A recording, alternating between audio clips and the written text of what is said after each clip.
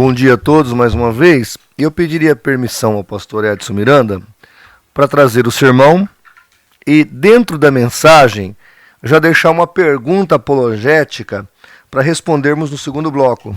E a pergunta será: qual foi a proposta que o diabo fez a Eva? Essa é uma pergunta que eu vou responder então, com a sua permissão, após o sermão que está em Gênesis capítulo 3. Pegue a sua Bíblia aí, Gênesis capítulo 3, que diz o seguinte: ora, a serpente era mais astuta de todas as alimárias do campo que o Senhor Deus tinha feito. E esta disse à mulher: é assim que Deus disse, não comereis de toda a árvore do jardim? E disse a mulher à serpente: do fruto das árvores do jardim comeremos, mas do fruto da árvore que está no meio do jardim, disse Deus, não comereis dele, nem nele tocareis, para que não morrais. Então a serpente disse à mulher: certamente não morrereis, porque Deus sabe que o dia que dele comerdes, se abrirão os vossos olhos, e sereis como Deus, sabendo o bem e o mal. E viu a mulher que era boa para se comer, e agradável aos olhos, e a árvore desejável para dar entendimento, tomou do seu fruto, comeu e deu também ao seu marido, e ele comeu com ela. Então foram abertos os olhos de ambos, e conheceram que estavam nus, e coseram folhas de figueira, e fizeram para si aventais. E ouviram a voz do Senhor, que passeava no jardim pela viração do dia, e esconderam-se Adão e Eva da presença do Senhor, entre as árvores do jardim. E chamou o Senhor Deus a Adão e disse: onde estás? E ele disse: ouvi a tua voz no jardim, temi porque estava nu e escondi-me. Disse Deus: quem te mostrou que estavas nu? Comeste tu da árvore que te ordenei que não comesses? Então disse Adão: a mulher que tu me deste por companheira, ela me deu da árvore e eu comi. E disse o Senhor Deus à mulher: por que fizeste isto? E disse a mulher: a serpente me enganou e eu comi. Então o Senhor disse à serpente: porquanto fizeste isto, maldito serás por toda a fera, e mais que todos os animais do campo. Sobre o teu ventre andarás, e pó comerás todos os dias da tua vida. E porém inimizade entre ti e a mulher, e entre a tua semente e a sua semente, esta te ferirá a cabeça, e tu te ferirás o calcanhar, ou lhe ferirás o calcanhar. Bem, aqui nós estamos diante do texto hecatômbico, ou seja, da queda da humanidade, aonde o inimigo ele se manifesta no paraíso, seduz Adão e Eva e leva a humanidade ao caos. Eu quero primeiro registrar aqui que outro dia nós estávamos estudando com os nossos alunos analogicamente esse texto, lá com Mateus capítulo 4, na tentação de Jesus, que na verdade é o segundo tempo desse momento. Por isso que Jesus é chamado o último Adão. Então a tentação começa no paraíso, o Adão cai. Vem Jesus, o último Adão, e continua no mesmo processo de tentação e vence o diabo, provando que seria possível Adão ter vencido o diabo. E aí quando você vê o estilo de tentação, você observa que lá no deserto, o diabo tenta Jesus com toda a tecnologia possível. Ele usa imagens 3D, porque aquilo foi em nível mental. E ele mostra os reinos do mundo, ele mostra o pináculo do templo, ele mostra as pessoas lá embaixo adorando. Então o que acontece? Ali o diabo usa uma tecnologia com Jesus. Imagens virtuais, ele faz suposições e mostra as suas suposições, como seria se Jesus assim procedesse. O que eu quero que você entenda é que quando Moisés escreveu Gênesis 13, Moisés escreve a revelação do que aconteceu, não bem literalmente o que aconteceu. Pastor, o que o senhor está dizendo? Eu estou dizendo que a tentação que Adão e Eva foi submetido foi algo mais similar e parecido com aquela que Jesus passou em Mateus capítulo 4, do que Moisés está trazendo a revelação aqui. Moisés traz o extrato do que aconteceu. Os detalhes do que aconteceu, nós talvez no céu um dia, se Deus passar o videotape, nós poderíamos assistir. Eu com certeza vou pedir para Deus mostrar esse momento para eu ver literalmente. porque eu já li na Bíblia, agora eu gostaria de vê-lo. E com certeza a cena foi bem complexa. A sedução que o diabo usou ali não foi um negocinho assim daquele bandidão que chega com pirulito para enganar uma criança. Sabe? Não é coisinha simples. Eu creio que a tentação do Éden foi algo complexo, foi algo sedutor. Nós não imaginamos as imagens que foram usadas, nós não imaginamos todas as palavras que poderiam ter sido utilizadas, o texto não mostra isso e nós não pensamos nisso, mas há muito mais ali do que o que está ali. É só isso que estou dizendo. Eu não estou tirando nem acrescentando, eu estou dizendo que foi algo mais complexo. Só a presença de Lúcifer, ou no caso ali já era o anjo caído, dentro do paraíso, a coisa ali já era complexa. A presença dele, ele foi em pessoa derrubar o primeiro casal. Ele não mandou um demônio qualquer. Ele foi pessoalmente. Então não foi qualquer tentação. Tirando isso, e explicado isso, e o tempo aqui ele é bem complexo, já é 8h18, mas eu quero passar aqui para você algumas lições. A primeira lição que nós podemos tomar desse texto é o seguinte: quem que o diabo procurou para seduzir Eva? Ele procurou o animal que mais enchia o coração da primeira mulher. Provavelmente, ele ali fez uma pesquisa de campo, ficou sondando por muito tempo, vendo com que animal Eva se relacionava mais.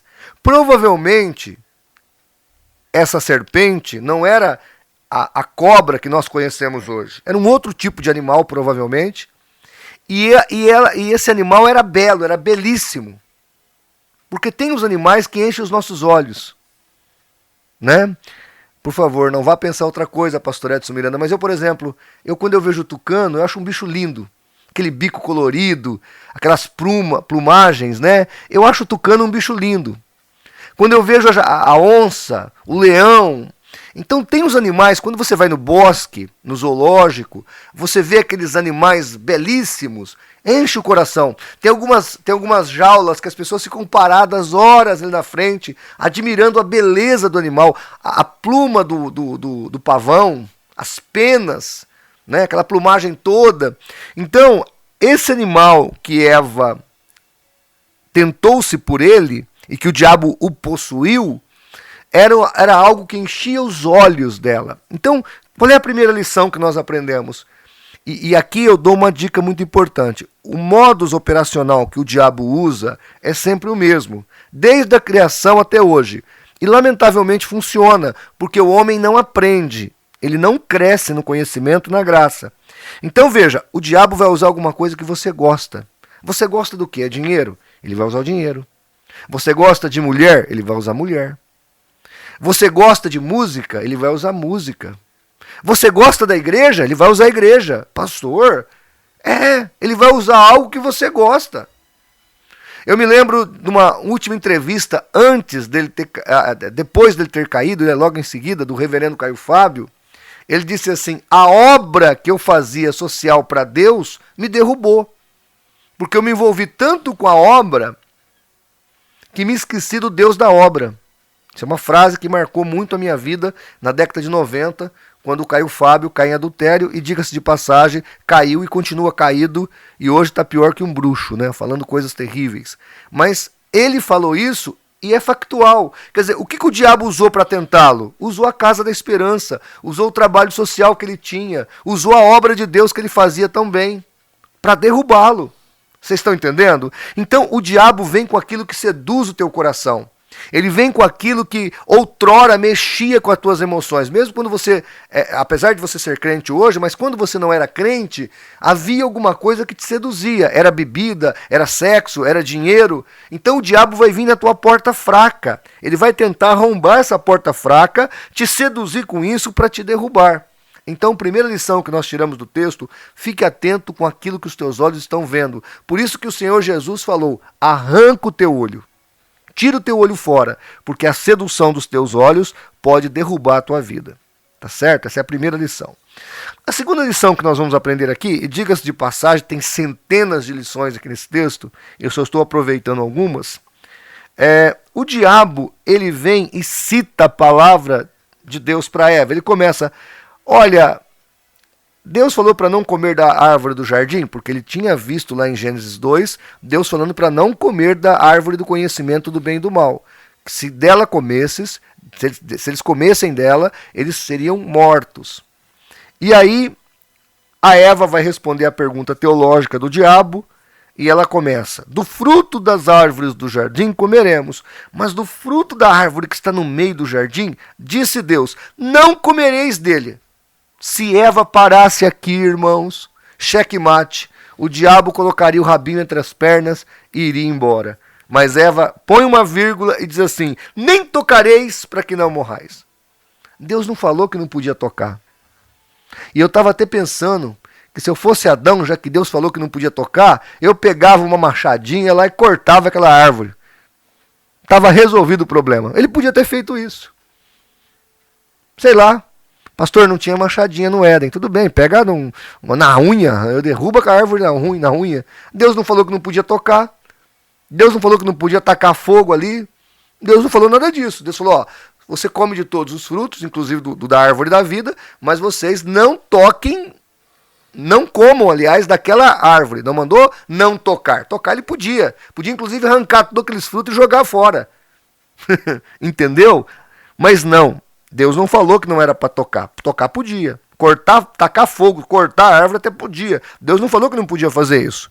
Mas aí Eva acrescenta algo à palavra de Deus. E quando Eva acrescenta, ela dá brecha para o diabo. E quando ela dá essa brecha para o diabo percebe que a teologia que ela tem não é uma teologia forte, plausível, para derrubá-lo. E aí ele continua na tentação. É importante você que está nos ouvindo entender que o inimigo vai testar o teu conhecimento bíblico. E se ele perceber que você não está respaldado, alicerçado na palavra de Deus, ele vai aumentar a tentação e vai investir contra você, porque ele já percebeu que você não é uma pessoa estruturada em Cristo e na sua palavra, e que você pode ser derrubado. Então, meu querido irmão, minha querida irmã, o conhecimento da palavra de Deus é proteção para aqueles que estão em Cristo. Nós precisamos conhecer a palavra de Deus, nós precisamos atentar para a palavra de Deus, porque o crente que o diabo não derruba é o crente que conhece a Bíblia e que vive na palavra de Deus. E por fim, tenho mais 2 lições e eu termino. O texto fala... no versículo, e eu aqui estou pulando outras lições, tá? Porque o tempo não permite, mas essa aqui eu preciso falar. O texto fala que Adão estava, versículo 6, e viu a mulher que aquela árvore era boa para se comer, agradável aos olhos, desejável para dar entendimento, tomou do seu fruto e comeu. Deu também ao seu marido e ele comeu. Quando eu li esse texto, quando eu era novo convertido, eu imaginava que o Adão estava colhendo uns frutos lá no paraíso, porque eles podiam comer frutos, eles não eram carnívoros até então, eles eram herbívoros, né, só comiam vegetais. E aí eu imaginava que o Adão estava colhendo os frutos para o almoço, enquanto ele estava lá no meio do mato colhendo esses frutos, o diabo veio, fez a tentação e a Eva caiu. Mas não foi isso que aconteceu. O texto no original hebraico aqui dá a ideia que o diabo está ali conversando com Eva e o Adão está do lado. O Adão está ali, do ladinho. E ele vê toda essa tentação e ele se cala. Ele era o sacerdote daquela família. Ele era o chefe daquele lar. Ele se calou. E aqui nós temos uma lição formidável. Deus te colocou, meu irmão, como marido desta casa. A palavra marido é protetor. E é engraçado que na igreja os homens são os que menos oram. As mulheres oram mais que os homens. É as irmãs que estão orando, é as irmãs que vêm no culto de oração, mas Deus está falando para você que é homem, você é o sacerdote do teu lar, você é o protetor da tua família, é você que tem que pôr o joelho no chão, é você que tem que orar pela sua esposa, orar pelos seus filhos, orar pela sua família, interceder pela sua casa. E Adão aqui falha como marido, e a sua mulher é tentada, e ele acaba inclusive sendo seduzido não pelo diabo, mas pela circunstância. E ele se entrega a Eva, depois que ela peca. E Paulo vai dizer, o apóstolo, que ele não foi tentado como Eva, ele não caiu em tentação como Eva. Ele faz um pecado consciente, mais grave do que Eva, porque ele não foi sacerdote da sua casa. Então aprendamos com essa lição. E por fim eu termino com isso, porque já são 8h27, e esse texto dá para pregar, pastor Edson Miranda, aqui a manhã inteira. Dá para pregar até o meio-dia com esse texto aqui, porque o que tem de conteúdo aqui em Gênesis 3 é fantástico. Eu estou escolhendo algumas coisas aqui, né, para poder falar, mas tem muita coisa para ser dita. E aí eu acho interessante, porque quando o homem peca, Deus chega a Adão e fala, Adão, onde estás? Deus fala, estou aqui. Adão fala para Deus, estou aqui atrás do arbusto. E aí Deus pergunta, você comeu da árvore que eu falei para você não comer? Aí o Adão fala, foi a mulher que tu me deste. Então o Adão representa aquele crente que joga a culpa em Deus. Aquela pessoa que quando acontece uma coisa ruim para ele olha para o céu e culpa a Deus. Aí Deus vai conversar com a Eva, deixa o Adão ali e vai bater um papo com a Eva. Ô Eva, o que você fez, minha filha? Ah, Senhor, foi a cobra. Então a Eva representa aquele crente que joga a culpa no diabo. Ei, pastor, chega o crente. Caí de novo. Caiu, meu filho, o que aconteceu? Ah, foi o diabo. Meu irmão, o diabo tem as culpas dele. Mas o principal culpado da história é você. Nós temos que botar os pontos nos is, né? Aí Deus vem, dá a sentença da cobra, do diabo, depois dá a sentença da mulher e dá a sentença do homem. Por quê? Nós devemos assumir os nossos pecados. Nós devemos assumir os nossos erros. E eu não tenho um pingo de vergonha de falar que tudo que já deu errado na minha vida, a culpa não é de Deus, nem mesmo do diabo. O diabo faz a parte dele, a culpa é minha. Uma vez eu morava numa esquina, embaixo da minha casa, era um sobrado, embaixo da minha casa era uma loja de tinta, e eu morava em cima dessa loja. E aí o homem cortou a árvore e deixou lá na esquina, encostado na parede do lado da fiação elétrica. E a árvore secou. Aí passou um gaguinho e olhou para mim que eu estava lá em cima na laje da casa, tinha um bar na esquina, o gaguinho sempre tomava umas pinguinhas lá no bar. Aí o gaguinho passou e falou assim, aqui, fogo, e pegou! Aí eu olhei aquela confusão com o gaguinho falando, e eu não entendendo nada, mas aí eu olhei pro lado da árvore seca, e ele apontando, eu entendi. Traduzindo o que o gaguinho falou. O gaguinho falou o seguinte, pastor, tá vendo aqui essa árvore seca, do lado do fio elétrico, vai passar um doido, um bêbado mais do que eu, vai riscar um fósforo e vai incendiar a loja de tinta, a fiação e vai matar o senhor aí em cima. Ou seja, eu entendi o que o gaguinho estava dizendo. O que o gaguinho estava dizendo naquele dia, naquela oportunidade, é que eu estava sendo imprudente ao deixar aquela galheira, aquele monte de galho seco do lado da fiação elétrica, e eu morando ali. Então liguei para a prefeitura veio no mesmo dia, colheu a árvore, levou embora e eliminou o risco. Ou seja, o bêbado que poderia riscar, tacar fogo ali, ele só ia fazer a menor parte. O grande problema era a minha negligência em resolver o problema de tirar aquela árvore dali. Ela estava podre, foi cortada, eu deveria imediatamente, sabendo o telefone do cata-árvores da prefeitura, ter ligado e resolvido o problema. Mas eu fui negligente. Então o que acontece? Muita tragédia espiritual acontece na nossa vida, acontece por negligência espiritual da nossa parte. E termino lendo o versículo 15, que é o proto-evangelho. Quando diante da queda, Deus promete o Salvador, que iria pisar na cabeça da serpente e iria trazer graça e salvação a toda a humanidade. Tá ok? Então nessa manhã, que Deus te abençoe, que você possa tirar essas lições aqui do texto, e daqui um pouco depois da oração e do cântico, eu vou voltar para responder a questão, qual foi a proposta que o diabo fez a Eva. Chegue perto do rádio, meu irmão, minha irmã, meu amigo, vamos orar em nome de Jesus. Senhor nosso Deus e Pai, nesta manhã nós compartilhamos a tua palavra. E a tua palavra é vida e vida em abundância. Agora, Senhor, abençoe os nossos amados ouvintes e que através desta palavra nós possamos crescer na graça e no conhecimento. Ó Deus, que nós não sejamos enganados pelo diabo, mas que através da tua palavra nós estejamos atentos e possamos, ó Deus, ser livres de toda manipulação maligna. Seja conosco e nos abençoe. Em nome de Jesus. Amém.